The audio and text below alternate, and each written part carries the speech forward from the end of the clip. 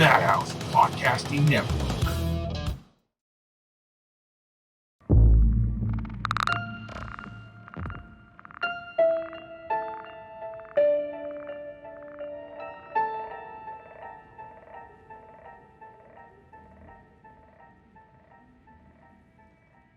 Hey, what's up, everybody? Thanks for joining us on another episode of Behind the Mask. I am your host, Scott, with host Jeremy from up north. And today we have guest Ed Kobb, the Snake Man. What's up, Eddie? How's it going? Hey, guys. I'm doing pretty good. How about you? Pretty good. It's good to have you on, man. Jeremy? Thank you for doing this. Very nice. Hey, no problem. Thanks for having me. I'm just happy and humble that you're remembering my phone number. You know what I mean? Dick. Yeah. Dude, you were on the list when we started talking about this 8 months before we actually started filming. Yeah. He says that now that the video is happening. Just kidding. Hey, we can just end this podcast right here. Yeah, you gotta. Hey, you know what? Actually, it's not your podcast. It's actually Jeremy's podcast. Actually, no, it's our that would be podcast. his decision. Actually, it's our podcast. Oh, well. Excuse me. Yeah. I appreciate you giving me the credit, Ed. But I do try to keep Scott as an equal. Shit. Yeah, well, I'm sure it was your idea, though. It was his idea. Then my point proven right there. Yeah, shut up, old bitch. See, once again, off track already because that's the way we roll here. Nothing's too. Yeah, see, but this one's going to be a lot of fun because Ed gives you as much shit as I give you. 100%. 100%. So you know what? For the viewers, we apologize now because it's going to be a lot of shit talking to each other here, and we might get off tangent, but hopefully it's entertaining for you. And I did do it a lot to you, Jeremy, when you came and visited me at the park as the bandit gig. I was giving you, Monique, and your family a bunch of crap. Yeah, so. That's why we came and visited you. It's and we fun. missed you the last couple of times that we went. I know. Well, whose fault is that? Yeah, Just kidding. Actually, the first time was my fault. The second time, you just weren't working on Thanksgiving, unfortunately. Well. Oh yeah, he was up north. He was up by his sister. Yeah, you were up north. Things happen that are out of your control, and I get it. Mm-hmm. With the kiddos and all that, Yeah. it's not a big deal. Yeah. Eventually, we'll see each other. We again. will eventually. We have passes to Knott, so we'll come see you. Wow, that's impressive for living up north. Well, we have Great America up here, so. Oh yeah, you have yeah. Yeah, And I live 30 seconds away. I need to ask people for tickets. Yeah, kind of funny. Just get the pass, dude. It's worth it. No. Anyways. So yeah, anyway, let's get into this, Ed. So, okay, you, like myself and Jeremy, are very old school haunt. So let's just kind of get into your humble, I always say humble beginnings, but it's funny. You know, let's get back into your early beginnings, like when you started, what character you were, and then we'll just kind of roll from there and see how things develop. Well, let's start with why did you decide to do haunt? Well, now you just made the story longer. Okay, so here's the deal. Well, we knew it was going to be long. I know. Because your stories take fucking forever. Well, I'm an old man. What do you expect? And when I keep getting interrupted by another old man, it doesn't really help. Touche. So, asshole. Let's go back to like 1981 or 82. I was in junior high. Scott, you're probably like 6th grade. And somehow my parents let me go to Halloween Haunt. That's what it was called back then. Mm-hmm. And so, me and my buddy Jason went, and all I remembered was going into the Wilderness Dance Hall, and in the 80s, was it? It wasn't Bates Motel back then, I don't think, or was it? I think the 80s, it was the Jack the Ripper maze where you actually got lost. Yeah, that could be, yeah. Yeah, I think. Don't quote me on that. Yeah, I don't exactly have Ted's book in front of me. I didn't bring it to reference. I'm not going to go get it, but let's just assume whatever it was, I was scared shitless because I was 13. Yeah. You get terrified when you're 13. Yeah. Mm-hmm. And once again, I don't know why my parents let me go, but hey, thanks. But I didn't exactly really become a fan because I was 13. And at the time, YouTube videos weren't out and shit. So it's not like year round. I was like, oh, yes. Oh, yeah, I got to do it. Mm-hmm. So when somebody makes you go brown derby, you're not going to be a fan of that. I know. Luckily, I didn't go brown derby, but that's a good figure of speech. Well, at least we know Scott did. Now, let's fast forward to 1992. I had a roommate when I lived in Westminster or something, and he was doing the haunt. He worked in Revenge of the Dead. That was the one under in the Gasoline Alley auto race, right? Yes. Before Windjammer came out. So it was about me and a group of like 10 people, which is the best way to go to haunt. Yeah. I think. Oh, yeah. To this day, because I had an amazing time, and that was when I thought, oh, I need to work this event, but I couldn't. I was a shoe salesman at the time or something, and I was a manager. I couldn't work. I couldn't work that because I had to work nights and weekends at the day job. Yeah. I got to live. So something eventually happened. That job I lost, and in '95 I got the job where I still am today, and I thought that's cool, but I'll wait till next year. And I'll apply. So what I did was in 1996, I went to Knott's, and by the way, I called in sick at my day job to go to apply at Knott's. A coworker was talking to me about it, and he goes, if you want to do the thing so bad, just call in. And I go, okay. So I did, okay. Twist his arm. Yeah. It wasn't that much of a hassle. So I get there and I do my application at about like 10 in the morning, and I do the interview, and it all went pretty good. And they go, okay, we want you to be part of the team, but you need to come. You need to show up at 4:00, and we want you to audition. And I thought, audition? I go, is this like a Broadway play? Like, what is this? Hello, Dolly? I don't know. So I said, okay, I'll audition. It's cool. I was kind of nervous, like you do. Yeah. So I got there, and it's about 200 people for the same reason I'm there. So I met a couple people in line. Angela Wisdom, you know who that is, Scott? Yes. I remember Jeremy, Angela. I think that's the first too. one I met. She was right behind me, and we were just chit chatting the whole time. And so I get in there, and I was like the last group to go up. And the auditions back then, as you guys know, are way different because it was in the Cloud9 ballroom, whatever it was called back then. Cloud9. It was Cloud9. Cloud9.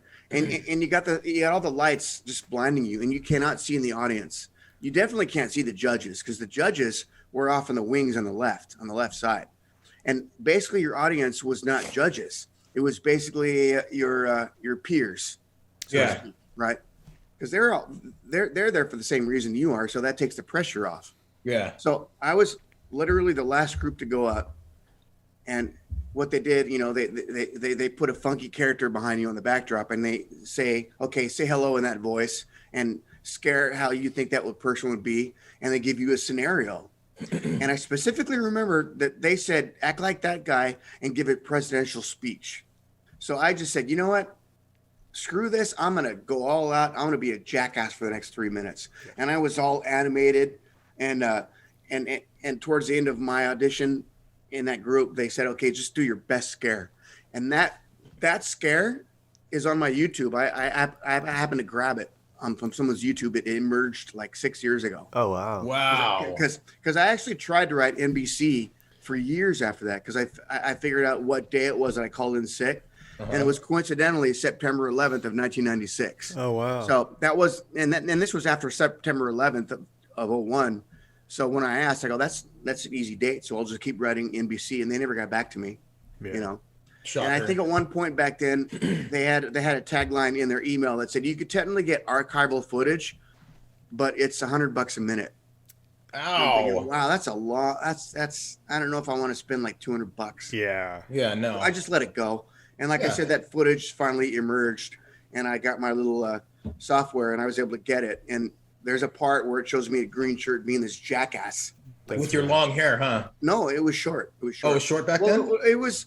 It was slightly bushy because that was about a year after I got it cut, and I didn't and I had the top long.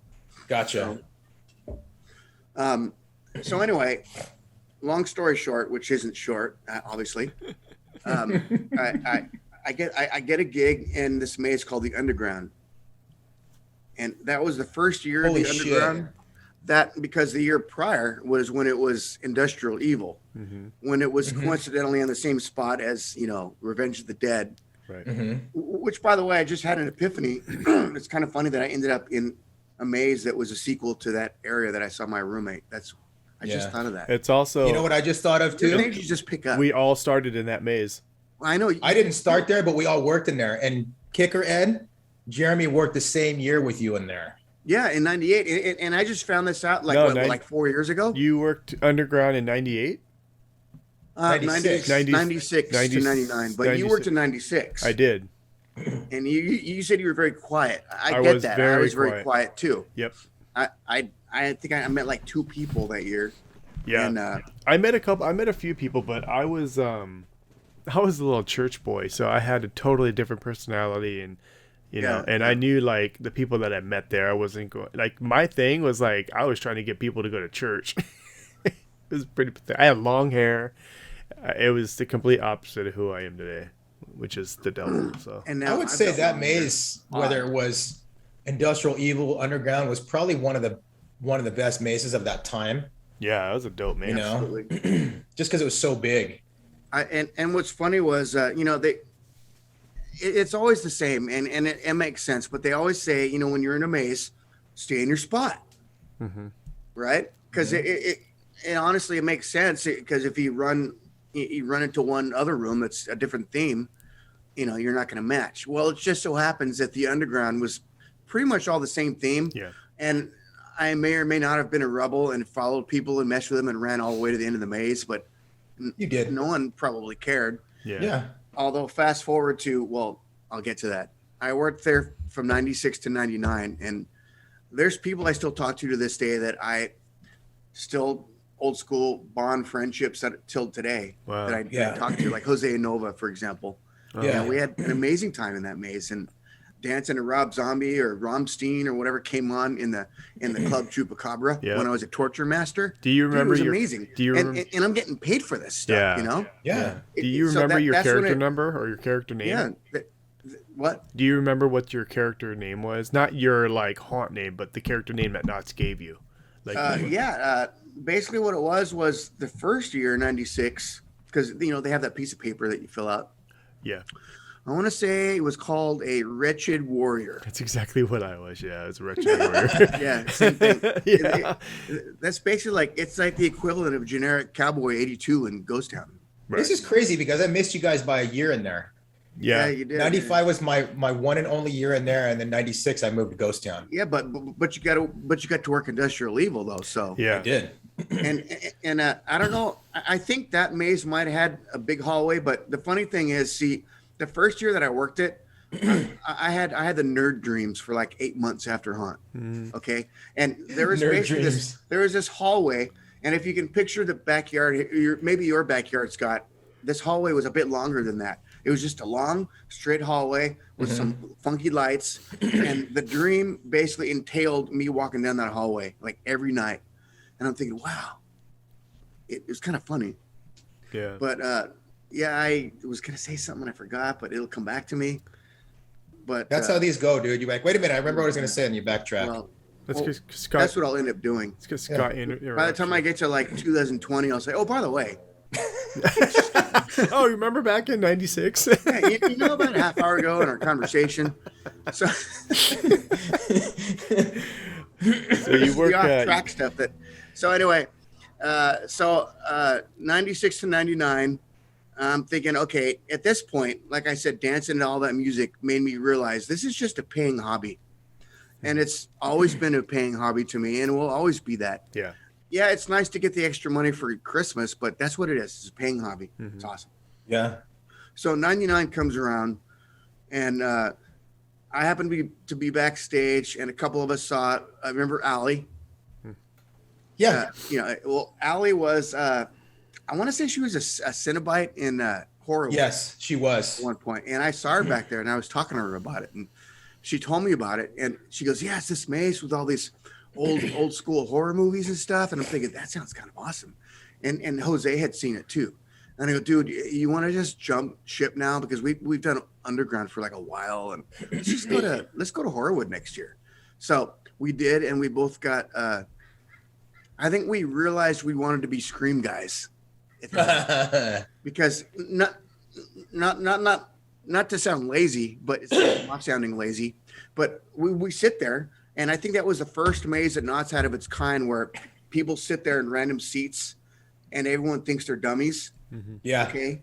And only a couple of us that were on were real. We'd lunge at them, and it was amazing. That room was cool. That was yeah. the theater room, right?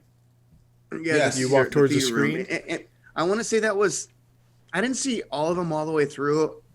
I don't know why, but I think in Scream 2 was when they had that theater scene, if I'm not mistaken. The beginning Yes. of Scream 2. I think it was Scream 2. That year, I may or may not have fallen asleep because Jose did, but who knows? Passing the buck. Oh, well, we're gonna do a whole podcast about sleep stories. We have, I'm sure we have a lot of them. Well, then I'll just save mine for that next one. Do that. You know, I mean, I have to go to work eventually, so I can't keep talking. Yeah. Have like 20 people on a Zoom call with all these little windows. Yeah. All talking about, so this one time, this happened here. I worked in Horrorwood from 01 to 02. So it was, no, wait a minute, 2000 to 02. So 3 years. Yeah, 3 years. 02 was the last year. So a lot of us decided, okay, well, we got to work we got to go elsewhere now. So that was back in the day when the maze people had 2 days to go apply. You get like a blue card or a green card or, whatever you get. And I got the card that was to go the second day.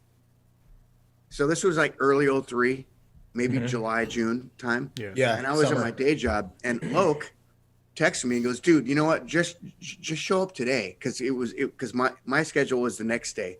And he goes, just show up today, dude. No one's going to know. Yeah. And by the way, and if you do, go to Carnival. We just got it. That was when him and I think Gemini got Carnival in 03. Okay. Right. Okay. So I go, I'd like to, but honestly, I work kind of sucks today, and I got to stay over a little bit. So I'll just go tomorrow, and I'll see if it's open. So I go the next day. Of course, it's not open. Yeah. So I was standing around, and I don't think you know who Andy Mitchell is. Mine, Jose's friend, that white dude. White dude.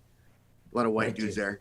The name sounds familiar, but I don't think I ever came across him. But he was a guy that we knew because he worked underground too in like 02 or something.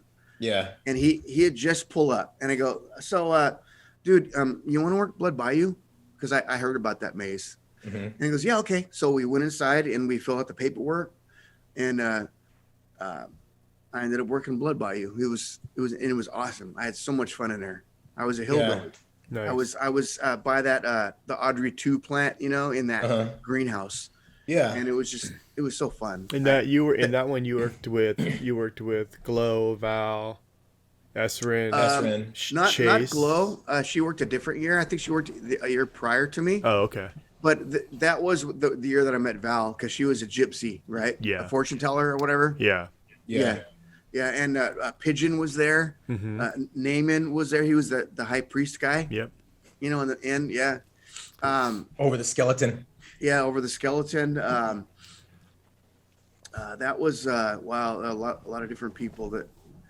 Yeah, a lot of people worked that maze. I don't think you guys remember Wendy and Lizzie. They only worked that 1 year. No, I don't. But anyway, I'm trying to think of people that we would all know, but I think we covered it. It was Pigeon and Naaman. Yeah. Was there, and Val. Yeah. Was Chase? What about Chase Culver? Culver was in there, right? Chase. He's a pig boy. Chase Culver, I think, worked with Esrin in 02. Okay. Because I specifically remember following them through as a Scream guy and messing with them, because they were on break from Blood Bayou. Gotcha. That was back in the day where you could change and you could be incognito and go in another maze. Yeah. Yeah. And going back to the whole, they say stay in your spot. I guess it technically doesn't make sense when a Scream guy chases people out of the maze into a graveyard. Right. Because I did that. Shocker. That was the exit of that was back in the good days before they built the Pony Express and messed up the graveyard. Right. Yes. Because the exit was in the graveyard. Right. Yeah. And back in Ghost Town days too, it was amazing. Yep. Mm-hmm. That walkway. Anyway, so Blood Bayou happened, and then the following year, I found out that like Ezrin and everybody I know basically went to streets that year in 04. Yeah. So I thought, well, shit, man, I got to make a decision. I need to see what I want to do. Yeah. So me and Liza and Henry, we actually camped out back when they used to camp out back in the day. Yeah. The line wrapped around the frickin' park. Yeah, it was insane. And we showed up at like 1 a.m. and I think I was like number 20 on the list. And the people that let you in, they're really good about the list. They will look at the list and they'll let you in that order. Yeah. So I was like, sweet. At this point, okay, I want to go to the swamp. That was my dream. I'm like, okay, I want to go to the swamp now. This is going to be awesome. Because all my old school people from like the 90s, they all work in the swamp. That was a good zone too. Even Naaman worked in the swamp that year, I think. So I guess at 2 p.m. was the time that they were gonna let everybody in. So okay, now I'm on a time frame. So not to get graphic, but I had eaten and I needed to go to the restroom. I went to the Knott's Hotel, and I was basically sitting on the toilet at 1. Oh no, that's it. They were supposed to let us in at 1:30. So I'm sitting there on the toilet at 1. Liza sends me a text, says, "Oh, they're letting us in now." I'm like, "Oh my gosh!" I'm on the toilet, you know. You gotta pinch it off. I gotta stop. So I run back to my car, and I had my beach chair, and I had to run back to my car, throw the beach chair in there because if I leave it, this is gonna get stolen at this point. Yeah. So I run back, and everybody's in, and I go, "Look, I was 20 in the list, and they're like beyond 20. They're like probably beyond like." I think all the people that were on the list made it after I did, so I wasn't even on that number anymore. Damn. So I'm like, this sucks. So they didn't let you in? Well, they did, but I had to go in late. Oh. I had to wait for them. So That sucks. I get in there and I go, well, I'd like to work the swamp, and by then all the spots were filled. And I'm like, oh my gosh, why couldn't I have just gone to the toilet like an hour ago? Because we had to At take that point, a you know? dump. Yeah. Sometimes the body just can't handle it. Yeah. So they said, well, we do have a street position left. And in the meantime, I'm waiting. And Dan Miller comes out and he asks if I want to be the baby in the asylum. And I'm like, because that was the year the asylum began. Before, Yeah. I'm going to say. And I go, I don't want to be the baby. Because I'm thinking this is probably a baby in like probably a big costume and furry. And I don't want to deal. Yeah. So when I finally made it inside, they said the only street position we have left is Carnival. And for a split second, I was like, I was kind of let down. But at the same time, I go, wait a second. This might be kind of badass because Loke did this. He said he had a blast, Yeah. you know, the year prior. So I did it. I went online and I ordered this funky mask, you know, the one that looks like the large Marge, the big eyes and tongue hanging out. And I got it approved. And I worked 04 and it was amazing. And I got such good exercise. And I think I lost like 11 pounds that year. And I've never lost weight at Haunt. And I thought, wow, this actually happens. Yeah. You know? Yeah. Well, when it does that dynamic changes when you go from a maze to a street spot. You do end up losing weight, if not more weight than normal. Awesome. And I gained many blisters too. But you know what? Whatever. Yeah. Call them battle scars. So you actually fell into that position at Carnival by a fluke. Yeah, it was a complete accident. I was going for the swamp, but thanks to Mother Nature, I was late and I got Carnival, basically. Well, you still got streets, and that's always good. I know, and that's the thing, because even though for that split second I was slightly disappointed, and I go, wait a minute, it's a street position. Yeah. Why am I bitching? Yeah. So, dude, it was amazing. It was so fun, and that was when I met Sleazy that year. You know, he had came from the clown maze, I think prior, the Carnival C3. Clowns. Yeah, C3. Yeah. Yeah, and the year after, in 05, I decided to come back, and Nova actually worked Carnival, and Leah, they decided to go to Carnival. I'm like, oh, this is like it's like full circle now. Yeah. And then Jen Mickelson worked that year. That was kind of full circle because she worked Blood by You too. That's when I first met Jen. Okay. So that's another one that we know. Yeah. So 05 was the last year that they had the 50s freaks basically. Before, because in 06 it became clowns. Yeah. So that was when I decided, we didn't. I don't think we knew that it was going to become clowns, or maybe we did. I forgot. All I know is that Dale got this cool idea to get like chalk lines, like crime scene lines, and we all lied in our chalk lines, and we got a picture. It's like we were dead. It was kind of Good cool, old like, Dale. send-off, like cool send off. That's cool. Yeah. So is that was pretty cool. when I was bugging Craig. Maybe can I go to Ghost Town now? And I want to say maybe springtime of 06. I was going to see hockey games when Vass was doing his hockey games and all that. Yeah. And I remember Ezrin was there, some other people, and Ezrin was like, "I know where you're going," and I'm thinking, why do people know where I'm going before I know? What is that? And I thought, I don't want to get my hopes up and hope that they're talking about Ghost Town, but they were talking about Ghost Town, and I am Of course. about it. Yeah. And, Of course. I had some generic mask back then that I bought again online. And then I want to say in Halloween of that year, I bought a mask at Spirit Halloween Costumes, and it was a pumpkin, this really sinister looking pumpkin. Which you still have to this day. I still have it. I use it in case I'm late and I miss makeup. Yeah. But I went to Michael's and got all this fake foliage and I sewed it to the back of the head, so it was like my hair.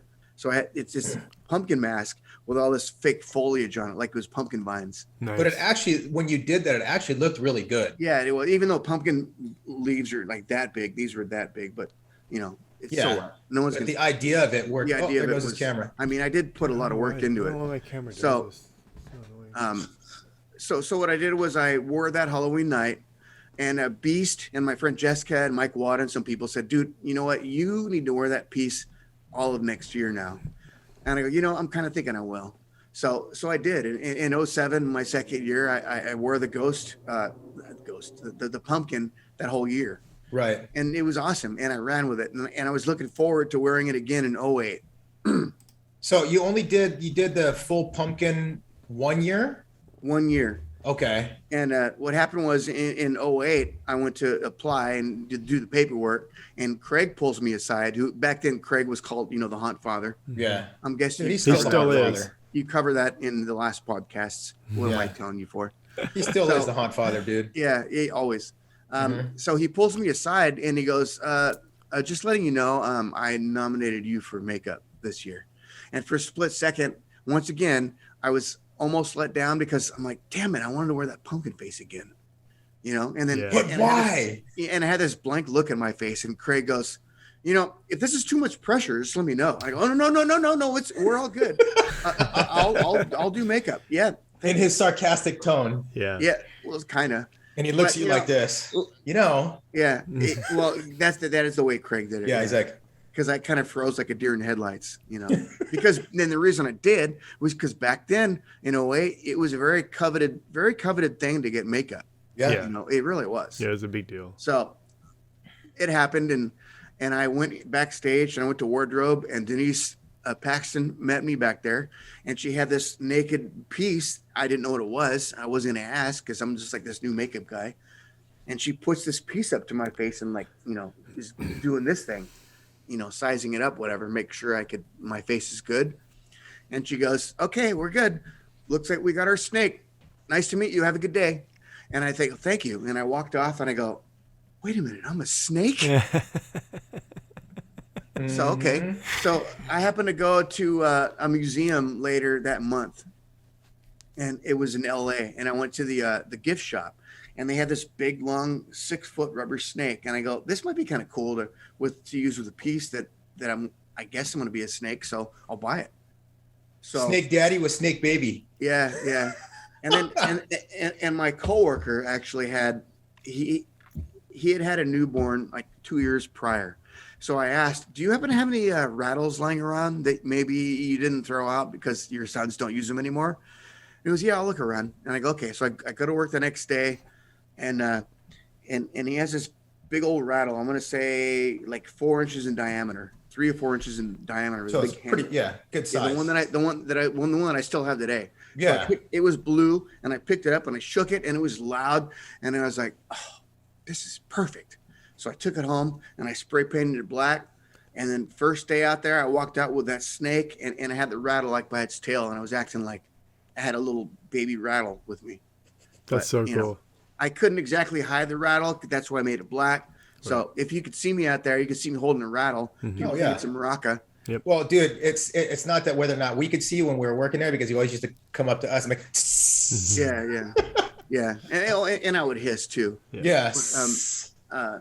Nowadays, So real quick, like when Craig says, okay, I nominated you for makeup. You go in to have Denise fit you. What were you thinking? Like you were gonna get? Did you have any kind of thought process of what am I gonna get? And I had no clue because back then when people got makeup, whatever they got, they just give you what they want to give you. Yeah, what fits up your face sense. good. Yeah. That was before they make you audition for whatever character you want to be. It's not like I said, I think I want to be a snake guy. Yeah, right. Because you were still listed as a gruesome. Actually, that face was called Ka at the time. Ka, yeah. It was called Ka. But like your face was called Pyro. It actually wasn't. Well, at one point it became that though. Yeah, the first rendition was called Neptune, and then the second rendition turned into Pyro. Yeah. Well, yeah. It's funny because mine was called Ka, and then once the whole Slither name came around, I noticed eventually that piece became that, and I thought, well, that's kind of funny. Why didn't they just leave it Ka? I don't get that, but whatever. I'm curious. Did they ever re-sculpt that piece, or is that the same? No, they never did. Wow. They never did. Okay. Wait, I know what you're saying. They didn't sculpt it to my face, but they resculpted the top piece at one point and put bumps on it, maybe in 2012-ish. Yeah, I figured because the mold would eventually deteriorate. Yeah. So. And then I want to say in 18, somebody dropped the mold for the chin and broke it. So, or 19. Yeah, so they had to make a new 18. sculpt But then for in that. 19, I was wearing kind of a variation of that chin. But what happened was in 2019, everything was just all mismatched. At one point, I had a lizard face and I had a snake chin. And then one night, I had the snake face and then I had a weird lizard chin.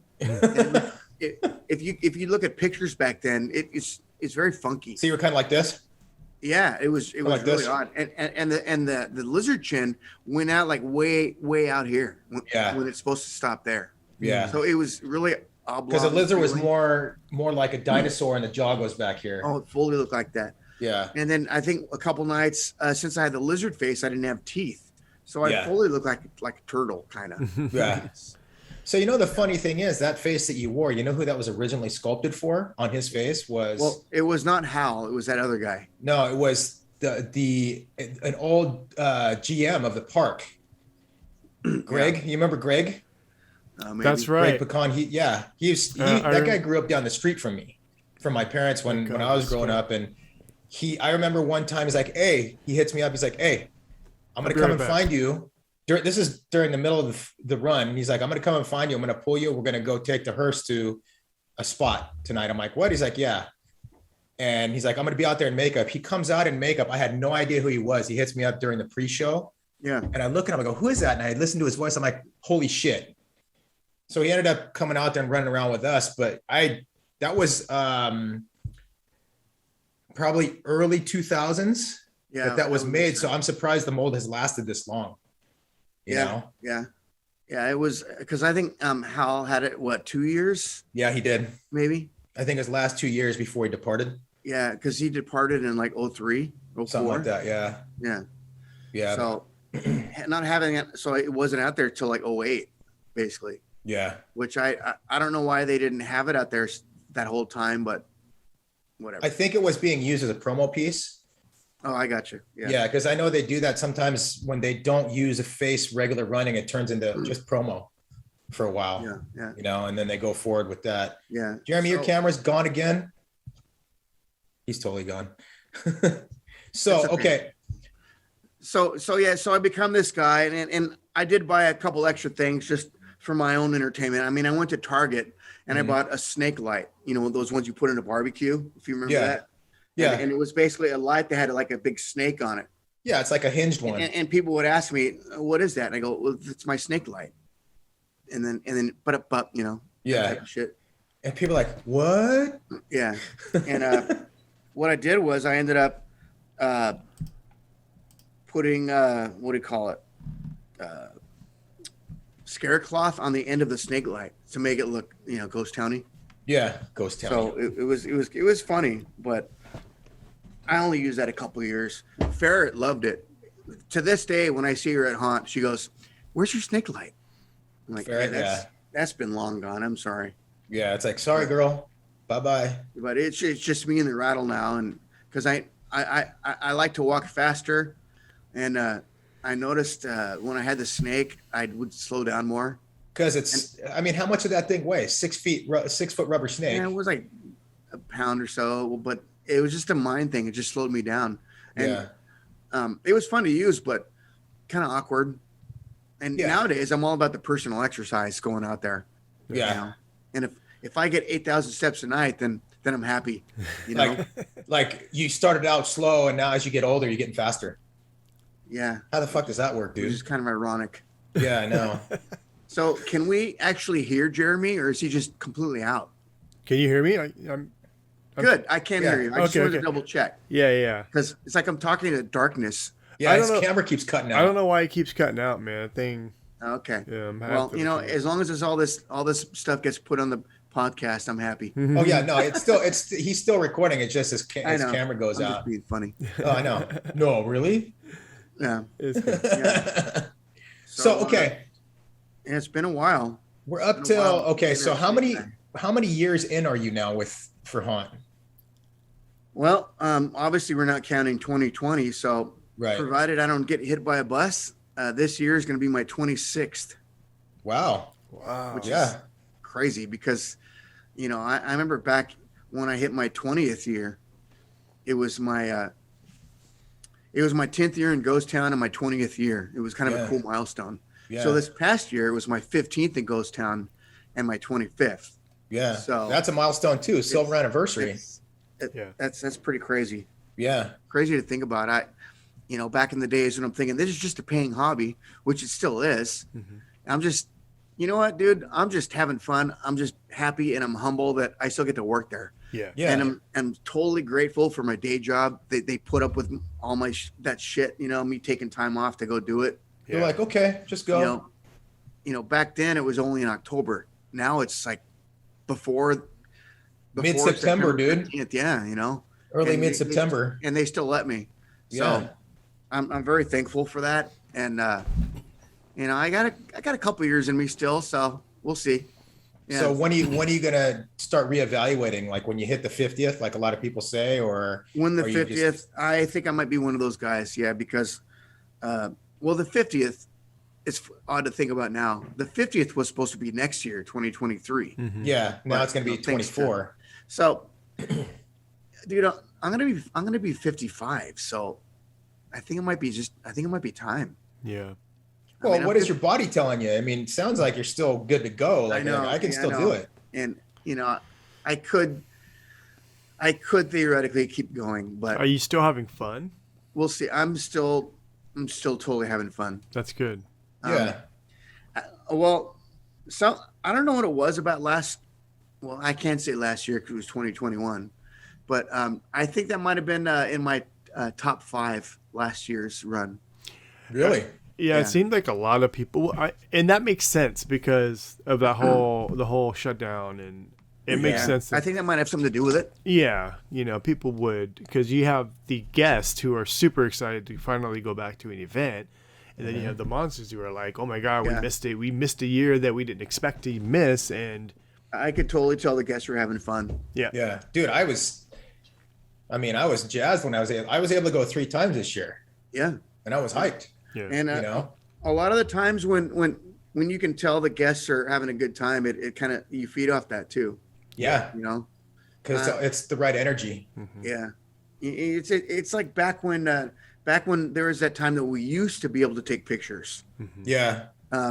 I specifically recall this. I think it was a mom and her 2 kids showed up, and I was the snake, and it might have been like my 3rd, 4th year in as the snake. And they walk up and they go, "Oh, can we get a picture with you? We get a picture with you every year."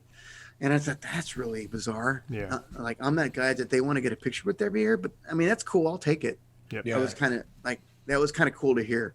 Yeah. So when you hear positive energy like that from a guest Yeah. at any Well, job at that theme park is pretty cool. Yeah. You know? Well, see, now, I mean, back when, the three of us started, it was, people being there 15, 20 years was common. Now it's not as common. There's still some people that are approaching, like you and people like Chopper are a small part of a small handful of people that are 20 plus. Yeah. You know what I mean? So, I mean, there's a couple other people there that are approaching, 15, 16, 17, 18. Yeah. But that's not really that common anymore. And it still kind of sort of blows my mind. I mean, I get it. If someone works like 1 year, 2 year at Knott's, it can amaze and they quit. I get it. But there's been people that have worked in Ghost Town for like 1 year or two, and then they quit. Yeah. And basically someone a few years ago worked there and bought into the BS and just quit. Yeah. Yeah. One of those That's type tough. of things. And Some people just can't handle the BS. It ruins the experience for them. Yeah. It definitely You ruins. have to walk this much? But- What? It's also hard though when you get pulled into the BS, and then you're like, I know. didn't come here for this, so I'm gone. No, I don't sign up for that. Yeah. Yeah. Yeah. That's one thing I've noticed too. I mean, you being in control of like helping arrange the banquet and, the camping trip and stuff like that, which the camping trip's coming up, I know. Yeah, that would be some guy named AJ that's doing that, but I'm just hanging out. Yeah. But, you being one of the people that helped spearheaded that in the past and like the banquet too, and still being able to not get pulled into the BS because it's so thick. That's, Yeah, people, it's like any job. Any job is like that, but I've noticed any job in the entertainment industry is definitely more rampant. People will, play favorites or whatever. Mm-hmm. yeah. People they might want to work there for the notoriety instead of the fun of the actual event, itself. Yeah. I'm just there to have a good time, and That's what it always should have been. It's I know back always the way it's in our been. days, that's And- what it was. You know what? Part of it, I think of it is, and we've talked about this in the past. I started in '96. I was 28. Okay. Yeah. Beast started when he was like 30 something. Yeah. My roommate Jeremy started when he was 30 something. Yeah. We weren't 18-year-old kids back then, being all cocky. Yeah. We Yeah. were all past all that bullshit back then. Because I was like going into 28, I was okay. Here we go. Let's do it. Let's have fun. Yeah. Yeah. I mean, by the time I made it to Ghost Town, I was 36. Right. So Yeah. I was way beyond all that. And I'm definitely, I love, when I say I love sliding, I don't do it, but I love to watch the sliders. I love to watch you guys. It's a blast and it's amazing. But by the time I got there at 36, I was there for the first night of the meeting, and I saw all these guys like putting wax on their pads and stuff. I'm like, that's cool. But I don't know if that's for me because I'm already 36. Yeah. And then, No excuse, bro. and then as time went on, I see people like Jeff Long and Alex talking to me about like they got their x-rays today because they've been done with haunt. And I would see their x-rays and I'm thinking, gosh, I think I want to be able to walk when I'm 70, Yeah. Well, there's, dude, they're polar opposites of the spectrum from Completely. someone like me. Completely. You know? If I would have done it, I wouldn't have been that crazy Tasmanian devil out there. But Yeah. but like Jeff and Alex, though, I mean, they all were- three of us know those guys were fucking insane. yeah, they're Sacrificing the body. yeah, sacrificing the body. It's a good word, Yeah. good term. Yeah. True. So yeah, But So, see, that's yeah. the thing. It's like it's not like you hate it because you don't do it. You enjoy watching it. It's like that's fucking rad, but I can't do that. yeah, See, but You know what that's I mean? good though, because Ed, you're a prime example of like what we have have talked about on the podcast to other people who are sliders, and we said it. It's not for everybody, and a lot of people think that they can do it, and you saw it, and you're like, no, it's not for me. You knew. Yeah. You're like, regardless of whether or not you were, Yeah. 28, 36, it doesn't matter. you just saw it and Yes. you're like, yeah, it's not for me. If I was 22 years old, I'm sure I would have been like, oh yeah, awesome. But it just nowadays, you talk to someone, and it happens with me at the park a lot, because I see people who they'll come up to me and talk to me about haunt, even when it's February, and I'd rather not talk about it, but Right. I'll talk to them if they ask, and they say, yeah, I think I'm gonna do it, and I go, but I want to be a slider, because these are the guys that they basically watch YouTube videos all day, Right. Yeah. and I'm thinking, that's cool, but just work the event, and if you don't get to be a slider, just do it. Create a Because I know character, there have been like- people in the past that if they didn't get what they wanted at haunt on their first year, they just wouldn't work it. Yeah. I've heard of that. Yeah. It's Yeah. just, it's, just it's get your feet stupid. wet. Have a good time. Like- Back in the day, and you guys know, there was an unspoken 5-year rule. Right. Where you had to work 5 years in a maze Yeah. before you went to a street position. Nowadays, that's different. Yeah. But it seems to me that it would be feasible if maybe you worked like 1 year in a maze, yeah. before you get your feet wet. Mhm. Yeah. That's yeah. But it is what it is now. Well, even further back in the day, it wasn't. You couldn't audition for a street spot. You couldn't ask. You could ask for it, but you had to be recommended by your supervisors. To Craig, and Craig would have to see a little bit what you bring to the table through the course of the year prior, whatever, and then go from there. Yeah, that whole year was basically the audition process. He would come look at you. Yep. I know a couple people got lucky with that. Chopper, Mhm. Lucifer even got lucky. Chrissy, Yeah. and that was back in the mid 2000s. So Yeah. that's a big deal if you got through in your first year on your audition. Yeah. That's something to talk about right there. Yeah. Because that audition process that we're all a part of, that was when they said, okay, you're either maze, streets, blackout, or line control. They could have said whatever. Yeah. I mean, if I would have sucked ass, which I probably did suck ass for all I know, but they could have just said, hey, you're a blackout, and I would have been all about it. You'd be like, okay, cool. I would have been, okay, that sounds kind of cool. I get to watch the monsters. Hey, Yeah. at least I get to work the event. Yeah. Yeah. I mean, That's- like, dude, for me now, you know what I do. It's like, but for me now, watching talent work, I get the same amount of joy out of that now as I did when I was Yeah. still scary guy. It's great. And back then, like when you did it, when Craig did it, it makes way more sense to watch talent do that and make that their audition, Mhm. because I know that there's people out there that are great talent that I have heard that when they audition, they suck. 100%. And then I've heard there's people that have amazing auditions, but once they get out to the street, they suck. Yeah. It works both ways. It's probably obviously a mind thing, but Yeah. But you can also have an amazing talent in a maze, and then they come out into the streets and they suck. Because they get lost. They don't know what to do with themselves. and Yeah, vice versa, yeah. where you go Yeah. from street. I don't know how many people that go from streets to maze, but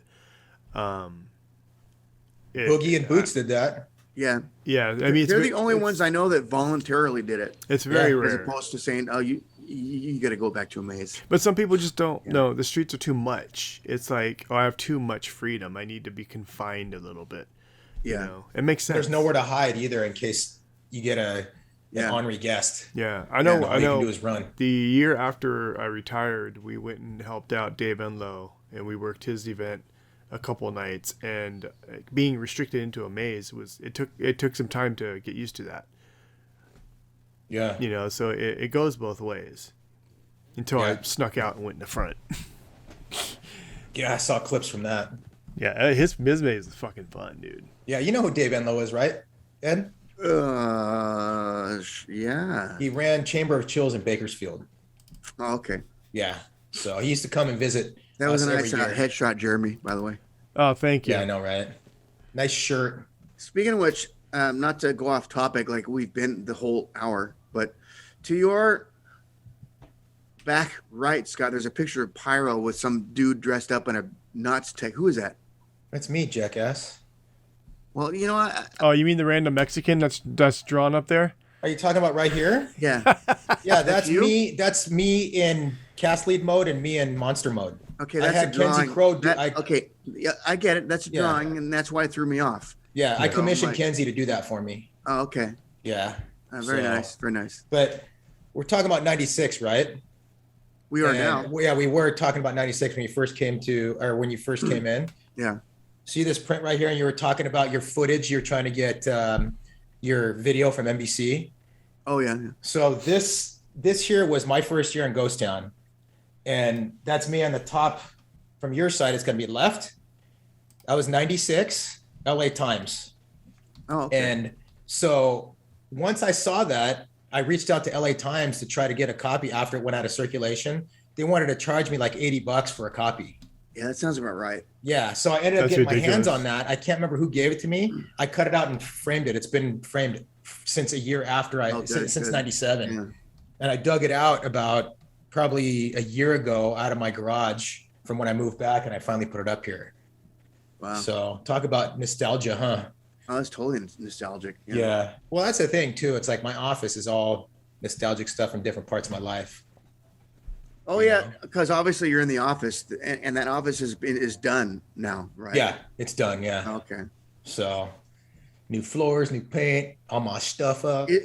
Is it me or is it the video? But do the walls look kind of like slate grayish or something? They're gray. Yeah. gray. I repainted them gray. Yeah. Okay, so that's accurate.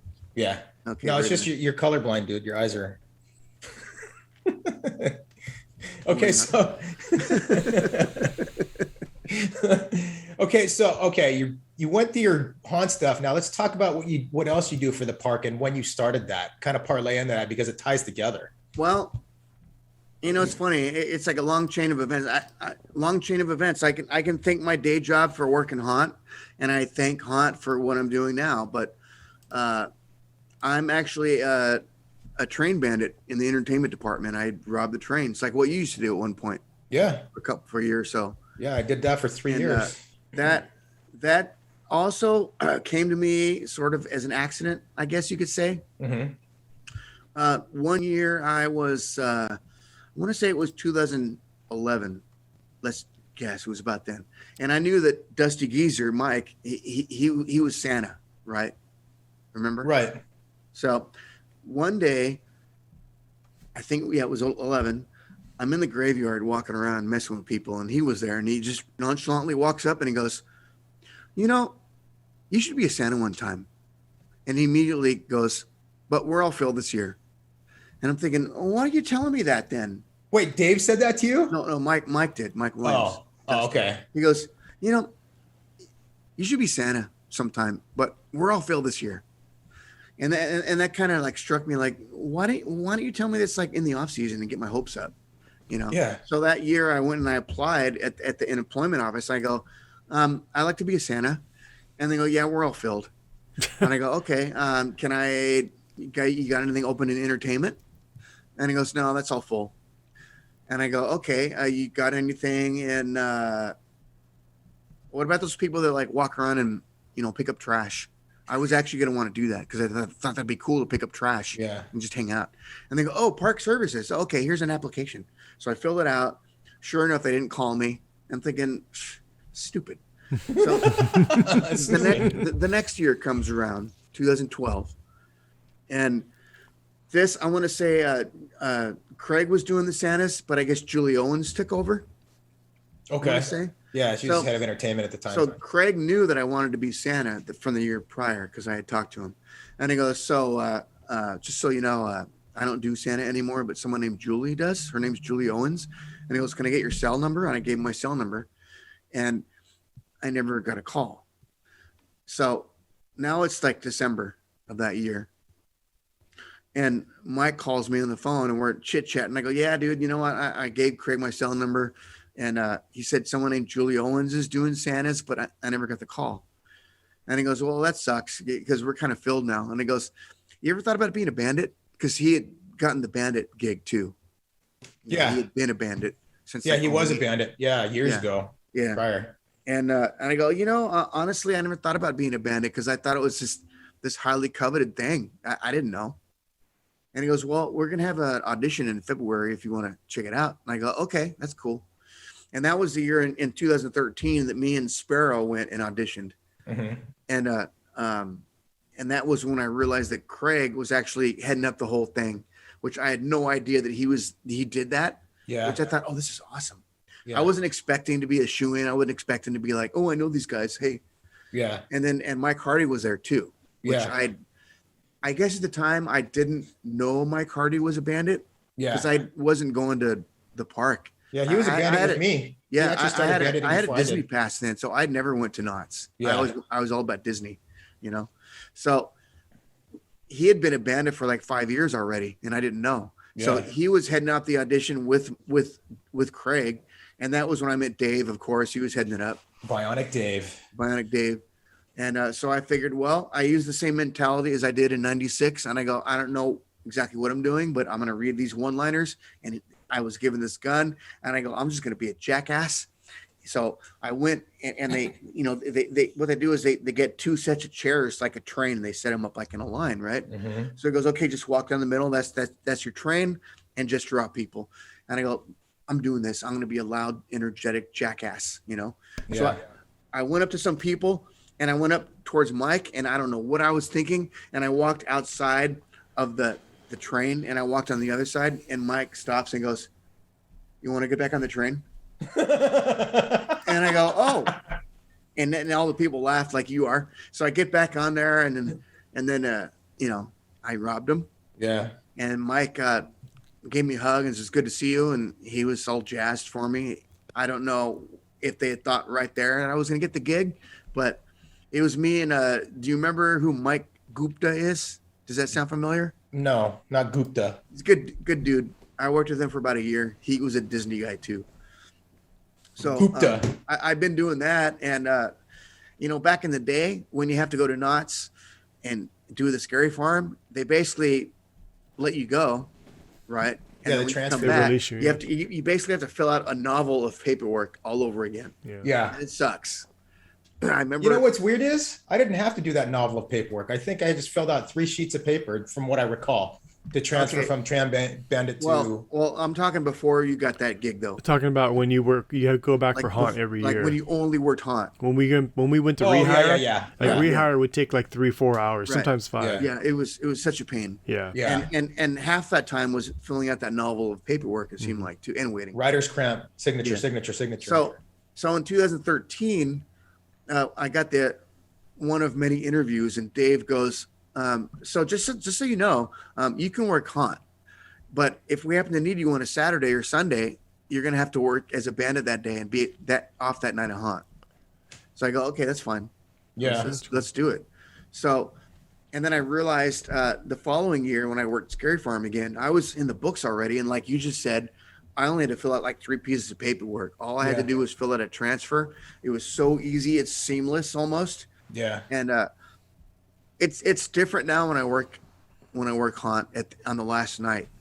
You know, it used to be where the last night would come and I'm bummed out and it's like a bittersweet feeling, and it's like, okay, you're not going to see these people for a year. It's a bummer. Yeah. Back in the 90s, it was way different though, because that was back when no one really had a cell phone. Yeah. Yeah. And the internet was just booming kind of. Yeah. You know? It was just what do you call it? Groups on Yahoo. Yeah. Not Yeah, even it was MySpace like yet. an email group in MySpace. If Yeah. that, Maybe and even all you before have MySpace. all you have were pagers. Yeah. Yeah. And then, I never had a pager, but the funny thing is, if you had to call someone on your landline, you had to pay. Yeah. And, you know, Jose, that dude lives in El Monte. And if I want to call that dude for like 5 minutes, it's going to cost like $4 Yeah. or something. It's Yeah. crazy. So we never really called each other. And if we did anything, we'd call up and say, hey, you want to meet at that Denny's on Beach and Malvern that we used to go to? Yeah. And it was cool. Then we'd go hang out and see him. So Yeah. it made us appreciate our time together more, if that makes sense. No, it does. Yeah. You know, Yeah. nowadays you just keep in touch with online, whatever, any social media Yeah. and cell phones. You don't have to pay to call someone. You just pay your monthly fee. Yeah. Yeah, So it's nice with It's that. different. But and- social and- media is like now it's Yeah. they give you know so much about what people are doing when you yeah. actually see and hang out with them. you don't. It's just you don't. You half the time you're like, well, I don't know what to talk to you about because I know everything going on in your life. It's like you're living vicariously through them now. Yeah. You know. Mm-hmm. And what's funny too is Ed is like, I mean, as of late, Jeremy and I haven't talked on a weekly basis because we're both super crazy. Yeah. But leading up to this, like one of the big reasons why he wanted to start a podcast is because we would talk once or twice a week, and 90% of the time, actually 100% of the time, some kind of haunt topic would come up, whether it's actual event or another event that we're doing or horror movies, something like that. It always reverted back to that. We could be talking about something totally different and then it changes over. Unavoidable. Yeah, it is. There's always something that happened with your time at haunt back then. You always somehow weave it into your conversation about anything. Yeah. Well, that's the thing too. I mean, both of you I met through haunt. Yeah. You know, Jeremy in 97 and you in 2006 or 7. Yeah. Yeah. So it's been a minute. To me, it's like, if this makes sense, it's like a Seinfeld episode. I used to watch that all the time. Whatever I'm doing in life, I can always relate it to. It's like that episode because it was just a show about nothing. You just bring it up. Mm-hmm. It's not like I can pull up stories to tell you, but if we're talking about some topic, and that story can easily come up, I'll talk about it. It's funny. Yeah. Yeah. It's good reminiscing. You know. Yeah. Well, we do that all the time too. When I come over, we're always talking about something random that ties back to haunt. This random stuff, and I didn't mean to talk to you about haunt, but check this out. Remember this happened that day, and whatever. Yeah, it's good times. Yeah, it is. Yeah. You know, I mean, And because the three of us are so freaking old school, it's like we talk about the times way back then, and you know, in the 90s and early 2000s. Yeah. You know, I always, people probably thinking you guys are fucking old when they watch this, but well, they wouldn't be incorrect. Yeah, I know. No. But but the thing is, you know, back to the last days of that. Oh yeah. The particular season that you work, you know, those days do come up, and you know, I still miss it on the last day, but it's so much more different now when I work at the park because actually a whole lot of people that work Scary Farm actually work in the park now. Yeah. Yeah. So, I mean, I see them, and it's not like it's going away and I have to miss it the whole year because I get to hang out with these people year round now. Yeah. You know? And pass holders, I'm not talking about Scary Farm pass holders, just like the actual Knott pass holders. This happened a couple weeks ago. They'll come up to me in January and they'll say, "So you going to work haunt this year?" Yeah. And I just go, I don't know. Why don't you ask me in June? Yeah. You just be like, no, Yeah, I'm done. I'm retired, and let them be surprised. a couple of them, like a couple of the pass holders that I might not care for, I might say that and go, "Yeah, I quit," or I got fired last year, actually. and they'll say, "Why?" And I'll say, "Well, I can't talk about it." and then you know, the next year comes up and, "Hi, here I am." You know, That's funny. That's just being old, decrepit, and not want to deal with people. yeah. But I mean, I have my pranks that I still do, you know, to people, like the pass holders usually, like the thing with that kid that I made up named Chester that rode Hang Time. Yeah. That was a big long story, and that's like another topic, another thing. But that was an amazing thing. A lot of people in the park were in on that prank, including a lot of ride operators. Wow. So getting to do that stuff while I'm not working Scary Farm, it keeps me occupied. That's cool. Yeah. And I still get to be a jackass year round. So Well, you're a jackass every day, dude. Well, it is every day. I'm a jackass. Yeah. You do bandits on the weekends. These are right? examples of me letting off steam. I don't have to use haunt anymore just to let off steam. I can basically be a jackass as a train bandit because I've explained to people, and you know what I'm talking about, Scott. Yeah. Working that gig is basically like it's like haunt with a gun. It's so fun. I had a blast when I did even though it. nowadays that might sound weird to say haunt with a gun to people. Yeah. Yeah. Well, yeah. Yeah, but I'll edit that comment. It's like haunt dressed up as a cowboy. There you go. But the thing is, they can see my face. It's not like if something happens, This much. they can't complain and say, "Oh, is that cowboy with a hat?" It's like, who's that? Right. Yeah. Well, now they can see my face. So, Yeah. you know, I'm not gonna. mess up and have a report done like that. That's stupid. Yeah. Well, everybody knows the Snake Man too. So what are you gonna do? I know. And it doesn't help that my bandit name is Snake. Yeah. I know. Yeah, Pretty put two- original. I know. Yeah. They probably just Chris watch you. Egan and Mike Hardy started calling me that. They watch you walk, and they can put two and two together. It's kind of funny that you say that, because the very first day that I got trained as a bandit, it was my first lead bandit turn, and I was walking through the train, and we get to the front, and Mike Hardy goes, "Dude, you got to lose that snake walk, man." And I go, "Wait, It's your there's a normal snake walk. What? Yeah.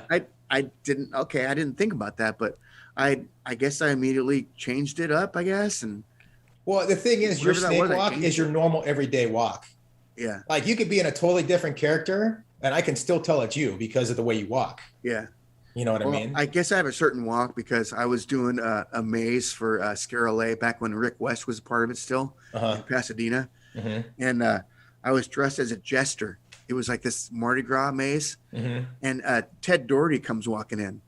And I jump out of my little cubby and I lunge towards the guy. And not even in like 1 second, he goes, "Oh, hi, Ed." I'm like, what? I'm sure Rick told him. Oh, I don't know, maybe. And I go, "How did you know that?" And he goes, "Well, you have a style." And I go, "Oh, come on." He's right. You do. Yeah, yeah. So Ted also back- has a really good eye on spotting people. yeah, He he does. does. Yeah. Backtracking to being a train bandit and stuff like that, and how we're talking about Craig was a bandit. So one day I was working, and he comes out. He's like, "So how's it going?" I was probably a few months in, maybe 6 months, and he's like, "You're having a good time being?" I said, "Yeah." He's like, "I'm gonna go change." I'm like, "Okay." I'll see. He's like, "No, I'm gonna go change." He went and put his bandit clothes on, came back out and robbed a train with me. It was That's so rad. yeah, it was awesome. I'm like, "You're serious?" Like, and he's like, "Yeah, dude." So he came out and robbed a couple of trains with me, and then he went back into his work clothes. It was really cool to do Yeah, that. that would have been cool to see, but I did work with him for a few years, but Yeah. oh well. Okay, so so now we're at your train bandit stage of your Knott's quote unquote career. How many years have you been train bandit now? Since 13, so this will April of this year is going to be 9. Damn. Three, I 9 didn't years. realize you've been there that long. And I guess I'll technically count COVID because in 20 I was working until March. Yeah. So, granted, I didn't work all of 20, the rest of 2020, obviously. Yeah. But we came back in May of 21. Yeah. So it was all good. But like I was saying, I have a human face. So Yeah. if a family comes up to me and I can interact with them more and they do a review, and the park knows who I am. It's not like I'm Yeah. like gruesome number 85. So Yeah. if it makes sense, it kind of makes me feel a lot of times feel more fulfilled when I interact with families because I'm me. I'm Ed. Yeah. I'm just You can some actually talk to generic them. monster. Yeah, I can actually talk to them. Yeah. And if I can make their day, that's awesome. And it's the same thing at Scary Farm too. A lot of times, if I can't, there's some people that just don't want to get scared.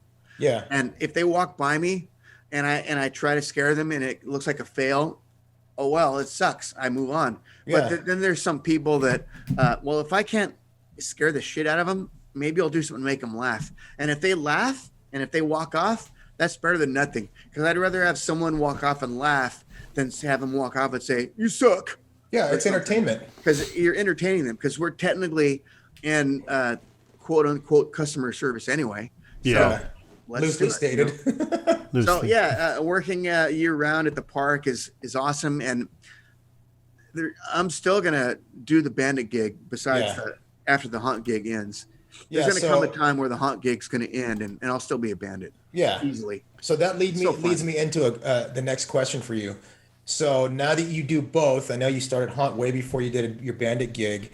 Do you think that? And I know you're looking at, hey, I'm figuring out when I'm gonna stop doing the hunt gig. Do you think that being a bandit actually helps you want to continue being the scary guy for Scary Farm on some level? Well, yes and no. If I was to stop being a Scary Farm guy, Mhm. I know for a fact that when October comes, I won't really get any hours as a bandit. So Yeah. I'm not, and I'm not trying to say that I want to do hunt for the money. It's still not like that, Yeah. you know. But I won't be at the farm that much, basically because I'm not working. If I work maybe I'll work 1 day a week, because Right. on the weekdays I can't work anymore. I just do the weekends. Yeah. And since the park closes at 5 o'clock to get ready for Scary Farm, it's very limited. Yeah. But the thing is, a lot of bandits work Scary Farm too, so Yeah. I might have the benefit to be able to pick up a shift. Yeah. Pick up a shift do here it. and there. Like 1 or 2 every 12 weeks. Yeah. To keep you going. Yeah. Well, I just figured I'd ask because it keeps you integrated in the park, and like you were saying, you get to engage with some of these people in your bandit form as opposed to your Yeah. digital snake form, right? Yeah. So that's why I was thinking, okay, well, this helps them want, being a bandit too outside, it helps them want to continue to do Scary Farm Yeah. during the haunt season. I know it's going to happen, and it's going to go down like this. It's going to be like they decorate the ghost town with webs, and I'm going to feel like a guest coming in the daytime and saying, "Oh man, I got to work this shit. This looks cool. Or I got to go to this." And if I quit, I'm going to be working a day shift. I'm going to see that, and I'm going to talk to other bandits that are going to tell me about their run. I know how it's going to happen, and I'm going to miss it. Yeah. Yeah. Even if I decide I'm going to work past the 50th, there's still going to come a time that I got to just hang it up. Yeah. Because like I said, I'm going to be 55. Yeah. So I think there's factors being a bandit in entertainment that might want to keep me doing it a little bit. Yeah. Yeah. Maybe like 40%. Yeah. Because I asked that question because for me it did. Like being, when I got the bandit gig, it made me more excited because I was at the park. Oh, dude, haunt's coming up too. It sparked the vibe of wanting to do haunt much sooner than it normally would. Yeah. Because I was there all the time. I got to, I worked with Mike Hardy, Chris Santiago, those guys, and they're both haunt too. So it was cool to work with them in the off season and then come in and work with them during haunt too. Same thing. And if you can land a gig working with your friends, having a great time like that, it's awesome. And even in 2 jobs. But the funny thing is, I have so much fun working in the summertime too. There's always that last day that I have to be a bandit. And I get kind of irritated by it because I'm like, damn it, I want to be a bandit, but I gotta go work this haunt. Like a week after that, it's like early on. So then I get excited about it sooner than usual. Yeah, you get in that haunt mode. But it's kind of like the last day of hunt. I get irritated and go, damn it, I still want to do this. Yeah. But I mean, I work the bandit gig way more hours than I do working hunt. So oh yeah, for sure, because you're there Saturdays and Sundays. It kind of hits me more, Yeah. Like, I just met some new bandits that I worked with over the summer, and I go, well, it was nice meeting you, but I'm not going to see you till November, so see ya. Yeah. The only time you'll see me is if you come and visit us at haunt. Yeah. You see me in my alter ego. Yeah, and I'm sure that the Ghost Town Alive thing for those guys that work it, I'm guessing it's the same thing because a lot of those guys don't even work year round like me. Yeah, they get brought in for Ghost. They get brought in, and on their last day, they get this whole bittersweet thing too, like we do at haunt. So yeah, but it's never going to go anywhere, and knowing that it's always going to be there is always comforting anyway. Yeah, so quite true. Yeah. Well, hopefully we can all get together again for the 50th. That would be rad. We've been talking about it on the last few podcasts, and 50th, working the 50th in general is a milestone. It's a big deal. Yeah, it is a big deal. And I think it would be extremely beneficial for Knott to get a lot of the old monsters that are interested in coming back, getting them back in their old spots. Yeah. There's a couple people that I know. That guy, that kid James that worked with Jeremy, he was the other pig twin. Yeah, James McGuinn. He actually said that he was honestly thinking about coming back on the 50th just to see us all off. And I think I've heard that pattern with a couple people that said they might come back just for the 50th. Yeah. Which seems kind of awesome. Yeah. Paul talked about it. Frechette, he had mentioned it. I would like to. We talked to quite about it. Chase McCullough. He had mentioned it. You guys are still young. Yeah, you could do it. We talked about it. Well, you'll see tomorrow. Greg's. There's tomorrow. last Monday. Yeah. We talked to Greg about it, and he was, he thought he might consider it. Like everybody, it's in the back of their head, and I 50th think is huge. I think it would be freaking rad, and who knows what Knott's is planning. Hopefully they're planning something huge. It'd be rad for them to get John back in there to do a special maze for the 50th. It's a huge milestone. And when they had their 20th, it was a big deal. I remember that. The 25th. That's amazing. That was my second year of Haunt. I made it. I worked the 25th year, and now I'm going to work the 50th. That is insane. Yeah, the 25th year. So I remember they used the artist that did the Iron Maiden characters. They did Eddie? Derek Riggs. Yeah, he did. I he still did have a shirt those design. sweatshirts. Yeah, I think I have them somewhere. But he did. He It did a was few after 2000 that. and 2001. Actually, Yeah. Oh, I have them really? in a box in my garage. Yeah. They actually made masks for a maze that looked like an Eddie that year. Mm-hmm. Yep, Yeah, they did. yeah. So, But damn, dude, I think we crash course through your entire history, Ed, and all your well, not all of them, a lot of your good memories. Yeah. It's funny because you say some of these memories, it clicks a lot in my brain too. It's like everyday life. I can't just pull stories out of thin air. Things that happen to me. I mean, if we're talking about something, that'll like spark something in my head, and then those are always going to be there. I mean, it's been a major part of all of our lives for a lot of years. Yep.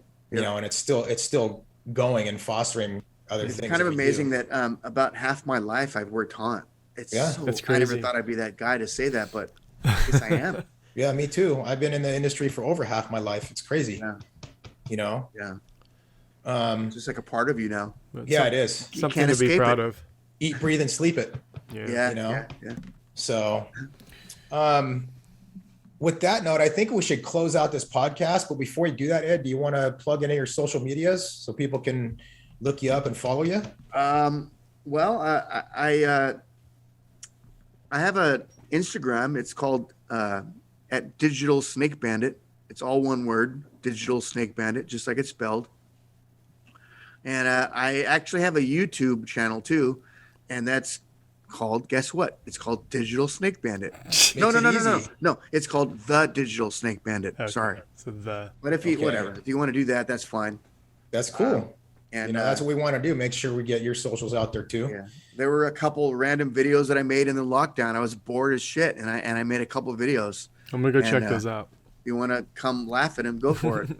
He spent hours on these, Jeremy. Hours. Yeah. I'd come over to the house and he's sitting in the dining room. He's got all his editing shit on the table there. Doing like, what are you doing? He's like, dude, I'm editing my videos for YouTube. Yeah. That's awesome. I had some people over one night, and I had them recite the words in the Haunted Mansion elevator. This window has no windows and no doors. You know that thing? Yeah. And I was acting like that guy that was like, oh my God, will somebody please shut these pass holders up? and that was basically one of the many scenarios that I had in one of these videos that I made. Oh yeah. It was about things that I missed because I can't do them because we're in a lockdown. Right. Yeah. And that ended up being kind of a undertaking, that video, but it was fun. It took a Yeah. while to make, but it was cool. That's cool. Rad.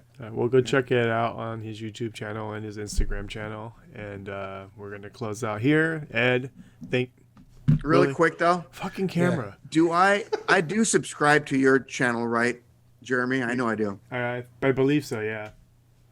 I don't pay attention to who subscribes half the time. And will you please plug that and tell me what that is in case I don't? Yeah, it's J Lee Entertainment on YouTube. Oh yeah, I do. Okay, I know it. Oh, there, and it looks, and that's the guy right there. That's him. It's him. Yeah, that's him. That guy. He's famous. That That's guy. the dude. It's Look at that guy right there. Yeah, Yep. that's that old bottle pepper guy. With that being said, guys, we're gonna wrap up this episode. Ed, thanks again for coming on. Hey, thanks for I having see you. me. I see you like every week, but it's great to have you on here and have our viewers hear your story. If you guys like this episode, hit that like button and smash subscribe. That way you get everything popping up in your window. Other than that, thanks again for tuning in. Good night, everybody. Or adios. It's not nighttime. Good night. It's daytime. Yeah. Bye, guys. All right, guys.